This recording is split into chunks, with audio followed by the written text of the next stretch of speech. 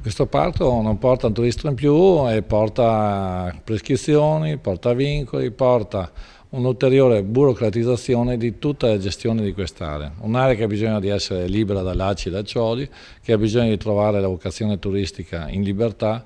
A questo punto il parco non riesce più a dare nessuna garanzia di questo sviluppo come era nella sua iniziale prescrizione, ma è diventato un molosso burocratico in più, un ulteriore ostacolo in più che i cittadini devono superare per poter fare impresa turistica, per poter disporre del proprio territorio. Credo che in questi anni il parco partito con il piede giusto sia arrivato a una situazione di non ritorno. In questo momento credo che vada prima di tutto ascoltato il territorio del comune di Porto Tolle sul quale insiste gran parte del parco. Vadano valutati con attenzione quanto richiesto dai cittadini che abitano in questo territorio e non vadano fatte bracci di ferro, prove di forza. Quanto è il risultato di anni di lavoro non è qualcosa che risolve i problemi, ma anzi a mio avviso li aggrava.